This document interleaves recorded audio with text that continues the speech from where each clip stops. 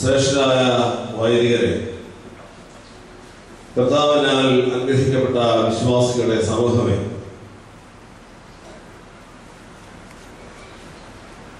നവവിശുദ്ധരുടെ നാമത്തിൽ സ്ഥാപിതമായിരിക്കുന്ന ഈ പരിശുദ്ധ ദേവാലയത്തിൽ വന്ന് വിശുദ്ധ ബലിയർപ്പിക്കുവാൻ എല്ലാവരോടും ചേർന്ന് ദൈവത്തെ സ്തുതിക്കുവാൻ ഇടയായതിൽ ബലഹീനായ ഞാൻ ദൈവത്തെ അനാദിയായി സ്തോത്രം ചെയ്യുന്നു. അതിന്റെ പ്രധാനപ്പെട്ട ചിന്തകൾ മാത്രം ഈ സമയത്ത് നിങ്ങളുടെ മുമ്പാകെ ബലഹീനായ ഞാൻ പങ്കിട്ടുകൊള്ളട്ടെ. ഒന്നാമത്, നാം ഒരു വലിയ നോമ്പിലേക്ക്, വിശുദ്ധമായ നോമ്പിലേക്ക് പ്രവേശിക്കുന്ന സമയമാണ്. വലിയ നോമ്പിന്റെ ഒന്നാമത്തെ ഞായറാഴ്ചയാണ് ഇന്ന്. നമ്മുടെ പഴയ പാരമ്പര്യ പ്രകാരം ഇന്നുകൊണ്ട് ഭക്ഷണപാനീയങ്ങൾ ഒക്കെ നല്ലതുപോലെ കഴിച്ച് ഇന്ന് സന്ധ്യയുടെ അവസാനിപ്പിച്ച് നോമ്പിലേക്ക് നാം പ്രവേശിക്കുന്ന രീതിയാണുള്ളത്. ഇന്നത്തെ ദിവസത്തെ മുത്തിനെ ഞായർ എന്ന് വിളിക്കുന്നു. കാനാവിലെ കല്യാണത്തിന്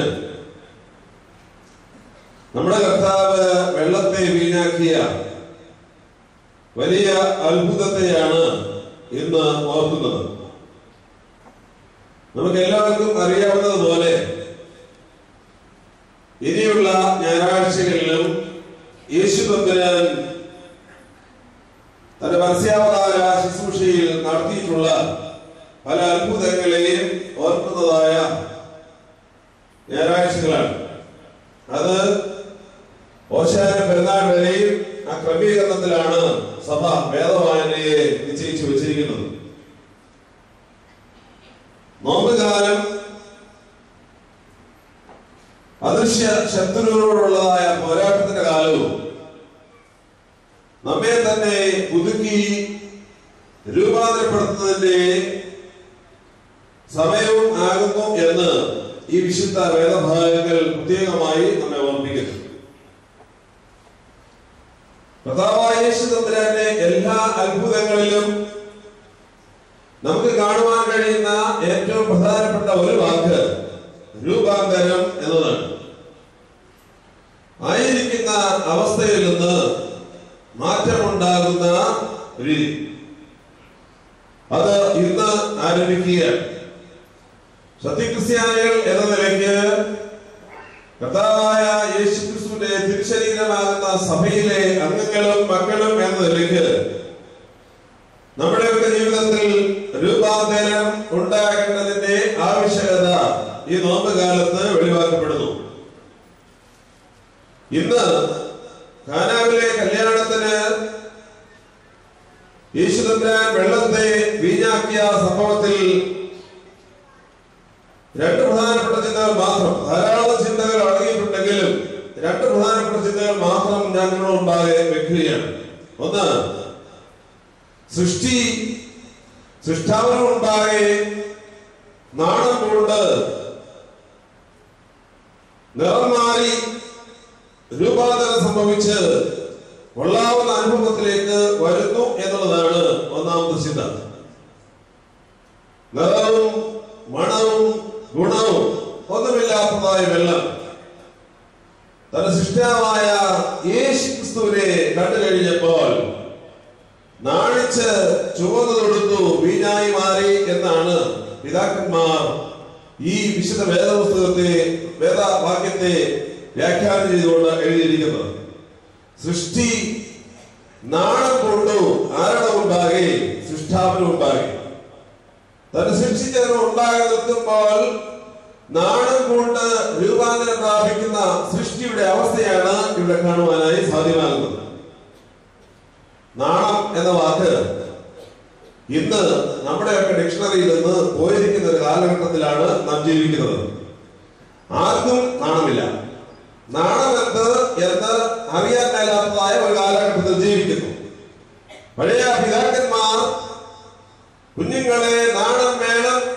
എന്ന് പഠിപ്പിച്ചിരുന്നു, അവർ നാണിച്ചിരുന്നു. അതുകൊണ്ട് തന്നെ സമൂഹം അതിന്റെ താളത്തിൽ ജീവിച്ചിരുന്നു.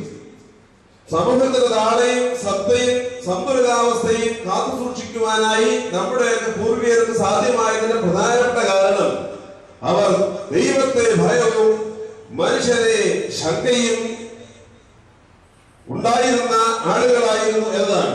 ഇന്ന് ദൈവത്തെ ഭയവുമില്ല, മനുഷ്യന് ശങ്കയുമില്ലാത്തതായ, മനുഷ്യനുണ്ടാകെ ശങ്കയുമില്ലാത്തതായ സമൂഹം ആയിരിക്കുമ്പോൾ നമുക്ക് സൃഷ്ടാവിനുണ്ടാകെ നാണം കൊണ്ട് നിൽക്കുവാനുള്ളതായ നമ്മുടെ മനസ്സിന്റെ അവസ്ഥയും ഇല്ലാതെയാകും. കാനാവിലെ കല്യാണത്തിന് വെള്ളം വീഞ്ഞായി മാറി എന്ന് പറയുമ്പോൾ തന്റെ സൃഷ്ടാവിനുണ്ടാകെ ചുവന്നു ഉടുത്തു, നാണം കൊണ്ടു, രൂപാന്തരം പ്രാപിച്ചു എന്ന് പിതാക്കന്മാർ വ്യാഖ്യാനിക്കുന്നതിന്റെ കാരണം ഇതാണ്. സൃഷ്ടിച്ചവരുണ്ടാകെ നാണത്തോട് നിൽക്കണം. അത് നമ്മുടെ അവസ്ഥയ്ക്ക് മാറ്റം ഉണ്ടാകുന്നതാണ്. ആ നാണമില്ലാതെയാകും. പിതാക്കന്മാർ നൽകുന്ന വലിയ സന്ദേശമാണ്. നിങ്ങൾക്ക് നാണമുണ്ടോ എന്ന് ചോദിച്ചു കഴിഞ്ഞാൽ ചിലപ്പോൾ നിങ്ങൾ എന്നോട് ആ ചോദ്യം ചോദിക്കും, തിരുവേനിക്ക് നാണമുണ്ടോ? അതുകൊണ്ട് തന്നെ ആരും അങ്ങോട്ടും ഇങ്ങോട്ടും ചോദിക്കുവാൻ കഴിയാതെ വിഷമിച്ചു നിൽക്കുന്ന കാലഘട്ടത്തിലാണ്. പക്ഷെ പരിശുദ്ധ നോമ്പിലേക്ക് പ്രവേശിക്കുമ്പോൾ നോമ്പിന്റെ അവസ്ഥയിൽ നമ്മുടെ സൃഷ്ടാവായ ദൈവത്തിനുണ്ടാകെ നാണത്തോടുന്ന് നമ്മുടെ മനസ്സിനും ആത്മാവിനും ശരീരത്തിനും രൂപാന്തരം ഉണ്ടാകും.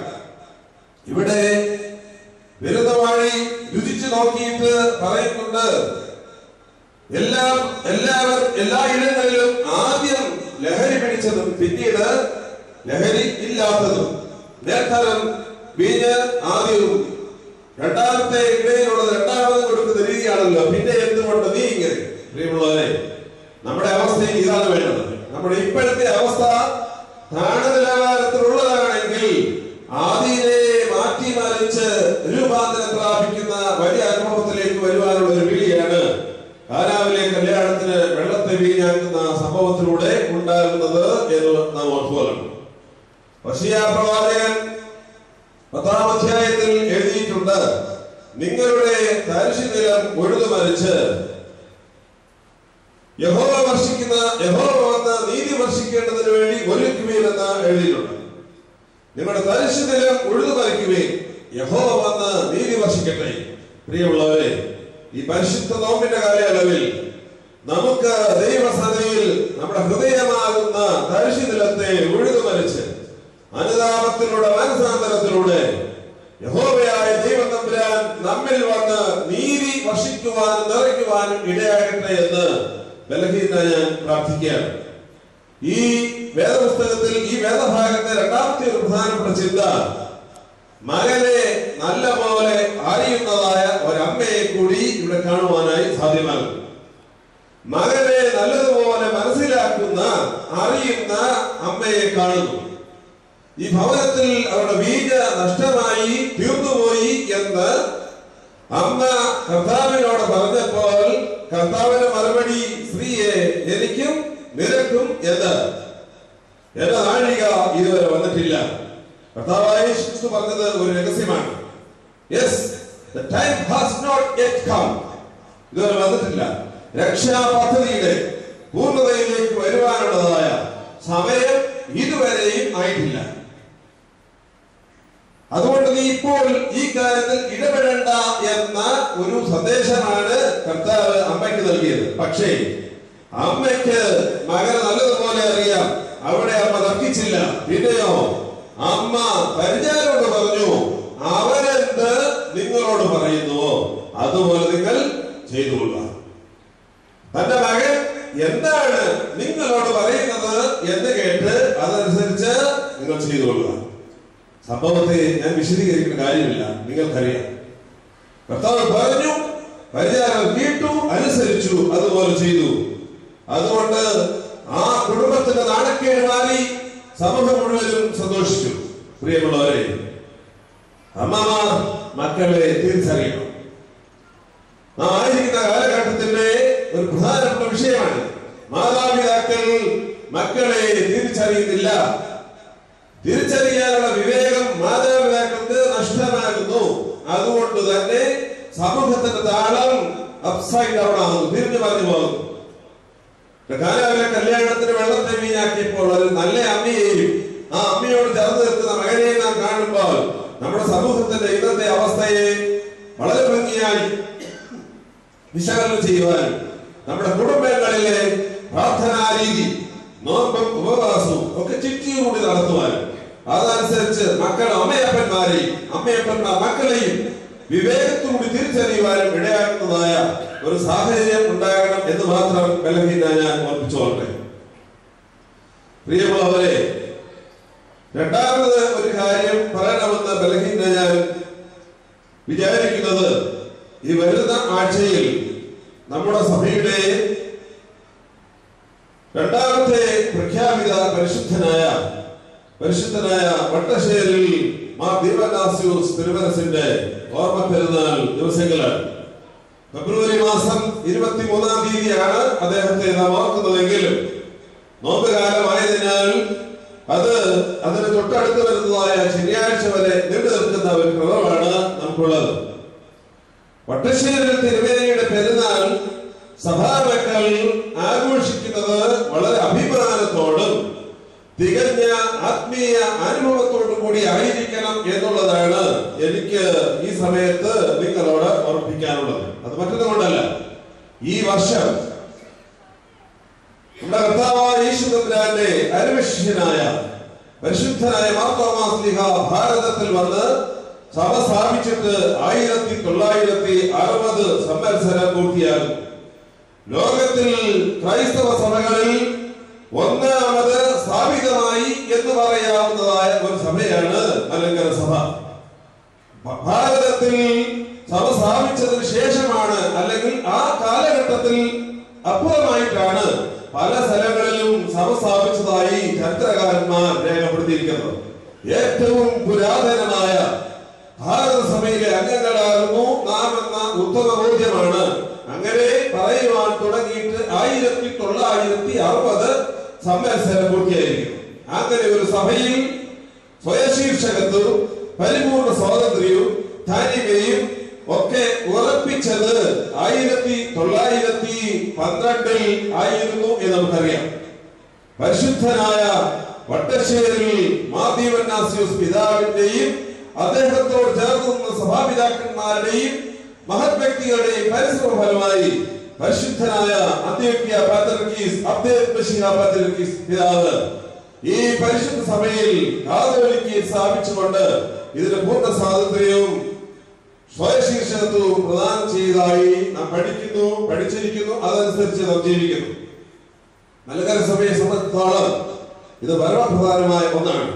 1960 സംവത്സരമായി സ്ഥിതി ചെയ്യുന്ന മലങ്കര സഭയിൽ സ്വയശീർഷകത്വവും താനിമയും സ്വാതന്ത്ര്യവും ഒന്നുമില്ലായിരുന്നോ എന്ന ചോദ്യത്തിന് പ്രസക്തിയുണ്ട്. 1912 അത് ഉണ്ടായത് എന്ന ചോദ്യത്തിനും സാധ്യതയുണ്ട്. പ്രിയമുള്ളവരെ, അങ്ങനെയല്ല. നമുക്കൊരു വിളപ്പമുണ്ട്, വേറൊന്നുമല്ല.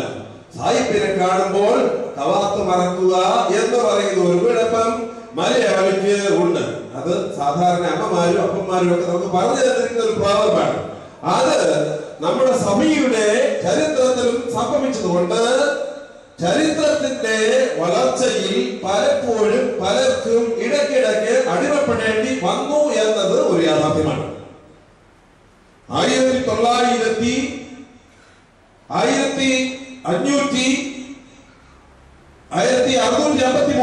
കൂരൻകുരിശ് സത്യം ഉണ്ടായ സംഭവം നിങ്ങൾക്ക് ഏവർക്കും അറിയാം.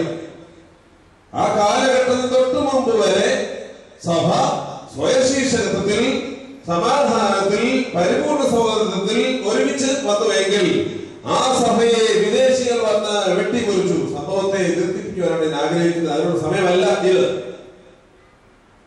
എങ്കിലും കൂരൻകുരിശ് സത്യത്തിലൂടെ ഈ സഭ അതിന്റെ പൗരാണികതയും പാരമ്പര്യവും ഭാരതീയതയും അപ്പോസ്തോലികതയും ഉറപ്പിച്ചു നിർത്തി. തൊട്ടു പിന്നാലെയാണ് നവീകരണക്കാരുടെ കടന്നുകയറ്റം. നവീകരണക്കാർ സഭയുടെ അടിസ്ഥാന വിശ്വാസ പ്രമാണങ്ങളെ ചോദ്യം ചെയ്തുകൊണ്ട് ഇതിനകത്ത് പ്രശ്നം സൃഷ്ടിച്ചപ്പോൾ ഒരല്പം സഹായം സുറിയാനി ഓർത്തഡോക്സുകാരോട് ചോദിച്ചു വാങ്ങിച്ചതാണ്. പരിശുദ്ധനായ പത്രോസ് ഇവിടേക്ക് വന്ന് ഇവിടെ ഈ സഭയിൽ നിന്ന് നവീകരണക്കാരെ അടിച്ചു മാറ്റുവാനായി ചില സഹായങ്ങളൊക്കെ ചെയ്തു തന്നു. അതിന്റെ പരിണതഫലമോ സഭയുടെ സ്വാതന്ത്ര്യത്തിൽ അല്പം കടത്തി കൈകടത്തി ഇതിന്റെ സ്വാതന്ത്ര്യത്തെ ഇല്ലായ്മ സഭ നടന്നു.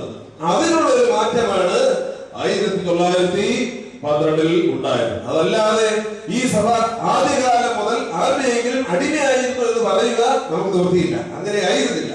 കാലത്തിന്റെ മാറ്റത്തിൽ ഈ സഭയ്ക്ക് ഉണ്ടായതായ ചില ഗതികളുടെ പശ്ചാത്തലത്തിൽ ചിലർക്കൊക്കെ ചില സമയങ്ങളിൽ അടിമപ്പെടേണ്ടതായിട്ട് വന്നിട്ടുണ്ട് എന്നതൊരു യാഥാർത്ഥ്യമാണ്. ആ യാഥാർത്ഥ്യത്തെ മനസ്സിലാക്കി പരിശുദ്ധ സഭയുടെ ധനമയും സ്വാതന്ത്ര്യവും സ്വയശീർഷകത്വവും ഉറപ്പിച്ചു നിർത്തുവാനായി ശക്തിയുക്തം പോരാടിയതായ ഒരു വലിയ പരിശുദ്ധനെയാണ് നാം ഈ ആഴ്ചയിൽ ഓർക്കുന്നത്. കാതോലിക്കന്റെ ശതാബ്ദി സഭയുടെ 1960 സംവത്സരത്തിന്റെ ആഘോഷം നടക്കുന്ന ഈ വർഷത്തിൽ ഈ പരിശുദ്ധ പിതാവിനെ ദൈവസന്നിധിയിൽ നന്ദിയോടെ ഓർക്കുവാനുള്ള നമ്മുടെ വിളിയെ നാം മറക്കരുത്. ആ വിളിയെ സ്വീകരിക്കണം, അഭിമാനത്തോടെ സ്വീകരിക്കണം. ഇതെന്റെ സഭയാകുന്നു. ഭാരതത്തിൽ ഈ സഭയെ സ്ഥാപിച്ചത് കർത്താവിന്റെ അരുമശിഷ്യനായ മാർത്തോമാസ്ലിഹയാകുന്നുവെങ്കിൽ ഇതെന്റെ സഭയാകുന്നു. ഞാൻ എന്റെ ഈ സഭയ്ക്ക് വേണ്ടി, അതിന്റെ തനിമയ്ക്ക് വേണ്ടി, സത്യയ്ക്ക് വേണ്ടി, ഭാരതീയതയ്ക്ക് വേണ്ടി, അപ്പോസ്തോലികതയ്ക്ക് വേണ്ടി ഉറച്ചു നിൽക്കും എന്ന ചിന്ത. പ്രിയമുള്ളവരെ, നമുക്കിപ്പോൾ പരിശുദ്ധ വട്ടശ്ശേരി തിരുമേനിയുടെ പരിശ്രമ ഫലമായി സ്വാതന്ത്ര്യം ലഭിച്ചു. എന്നാൽ ആ സ്വാതന്ത്ര്യത്തിനിടയിലും സ്വാതന്ത്ര്യത്തിന്റെ ആത്മാവുകൾ ഇടയ്ക്കിടയ്ക്ക് ഉണ്ടാകുന്നു എന്നത് യാഥാർത്ഥ്യമാണ്. പരിപൂർണ സ്വാതന്ത്ര്യത്തിലേക്ക് ഈ സഭ വളരണം. ഇതിന്റെ ആരാധന ചിട്ടകളിൽ, ഇതിന്റെ കാനോനിക കാര്യങ്ങളിൽ, ഇതിന്റെ ചരിത്ര പശ്ചാത്തലത്തിൽ, ഭരണകാര്യങ്ങളിൽ പരിപൂർണ സ്വാതന്ത്ര്യമുള്ള ഒരു ദേശീയ സഭയായി ഈ സഭ വളരേണ്ടത് വളരെ അത്യാവശ്യമാണ്. ആ ഒരു അത്യാവശ്യമാണ് പരിശുദ്ധനായ വട്ടശ്ശേരി തിരുമേനി കാതോലിക്ക ശതാബ്ദിയുടെ കാതോലിക്ക സ്ഥാപനത്തിലൂടെ നമുക്ക് കാണിച്ചു തന്നിരിക്കുന്നത്. ആ വളർച്ചയിലേക്ക് നമുക്ക് മുന്നോട്ട് പോകാം. സഭാ മക്കൾ ദൈവസന്നിധിയിൽ തങ്ങളെ തന്നെ ഒരുമിച്ച് നിർത്തി പ്രാർത്ഥിച്ച് പരിശ്രമിച്ച് മുന്നോട്ട് പോയാൽ ഈ ലക്ഷ്യത്തിലേക്ക് എത്തിച്ചേരുവാനേ സാധ്യമാകട്ടെ എന്ന് ഞാൻ പ്രാർത്ഥിക്കുന്നു. എല്ലാവരെയും ദൈവം തമ്പുരാൻ അനുഗ്രഹിക്കട്ടെ. കർത്താവായ യേശു ക്രിസ്തുവിന്റെ കഷ്ടാനുഭവങ്ങളിലേക്കും ഉയർപ്പിലേക്കും പ്രവേശിക്കുന്നതായ വലിയ നോമ്പിന്റെ എല്ലാ ആശംസകളും അനുഗ്രഹങ്ങളും ബലഹീനനായ നിങ്ങൾക്ക് നൽകുന്നു. നമ്മുടെ സഭയുടെ കാവൽപിതാവും ഈ ദേവാലയത്തിന്റെ കാവൽപിതാക്കന്മാരും അമ്മമാരും പ്രത്യേകിച്ച് പരിശുദ്ധനായ വട്ടശ്ശേരി തിരുമേനിയും തങ്ങളുടെ മധ്യസ്ഥകൾ മൂലം, പ്രാർത്ഥനകൾ മൂലം നിങ്ങളെ എല്ലാവരെയും സഭയെ സ്നേഹിക്കുവാനും കുടുംബജീവിതം ശക്തിയുക്തം വിശുദ്ധിയോടെ മുന്നോട്ട് കൊണ്ടുപോകാനും അതുവഴി ദൈവീകരണം പ്രാപിക്കുവാനും ഇടയാക്കട്ടെ എന്ന് പ്രാർത്ഥിക്കുന്നു. ദൈവം നിങ്ങളെല്ലാവരെയും അനുഗ്രഹിക്കട്ടെ. ഒരു കാര്യം കൂടി പറഞ്ഞു കൊള്ളട്ടെ. നമുക്ക് എല്ലാവർക്കും അറിയാവുന്നതുപോലെ നമ്മുടെ സഭയുടെ വലിയ പിതാവായിരുന്ന അഭിവന്യ ഡോക്ടർ ഗീവർഗീസ് മാർ ഒസ്താത്യോസ് തിരുവനന്തപുരം, അദ്ദേഹത്തെ കുറിച്ച് ഞാൻ വിവരിക്കേണ്ട കാര്യമില്ല. എന്നേക്കാൾ കൂടുതൽ നിങ്ങൾ അനുഭവിച്ച് അറിഞ്ഞിട്ടുള്ള ആളുകളാണ്. നമ്മുടെ എല്ലാവരുടെയും വലിയ പിതാവായി പരിശോധിച്ച് ഭാരതത്തിന് പുറത്തുള്ളതായ നാനാജാതി മതസ്ഥർക്ക് ധാരാളം അനുഗ്രഹങ്ങളെ തന്റെ ജീവിതത്തിലൂടെ ചൊരിഞ്ഞു. അത് വാക്കിലൂടെ മാത്രമല്ല, പ്രവൃത്തിയുടെ ചൊരിഞ്ഞ് ഇപ്പോൾ മഹതീകരണത്തിലേക്ക് അദ്ദേഹം പ്രവേശിച്ചിരിക്കുന്നു. കർണാടക ശുശ്രൂഷ വളരെ അനുഗ്രഹപ്രദമായി ഇന്നലെ പരമല മുതൽ ആരംഭിച്ച് പത്തിച്ചിറ വന്ന് മാവേലിക്കര സെന്റ് പോൾസ് ചാപ്പലിൽ ഇപ്പോൾ പരിപൂർണമായി അദ്ദേഹം സമാധിയായിരിക്കുന്നു. അത് വിശുദ്ധിയുടെ പരിമളം പേറുന്നതായ ഒരു പുണ്യഭൂമിയായി ഇപ്പോൾ മാറിയിരിക്കുന്നു. സഭാമക്കൾ എന്ന നിലയ്ക്കും അദ്ദേഹത്തിന്റെ സന്താനങ്ങൾ എന്ന നിലയ്ക്കും ദൈവസന്നിധിയിൽ നമുക്ക് അദ്ദേഹത്തെ നന്ദിയോടെ സമർപ്പിക്കാം. അദ്ദേഹത്തിന്റെ മധ്യസ്ഥയിൽ നമുക്ക് അഭയം പ്രാപിക്കാം. ഇപ്പോൾ അഭിവന്യ ഓർത്തുള്ള പ്രാർത്ഥനകൾ സമർപ്പിക്കുന്നതാണ്.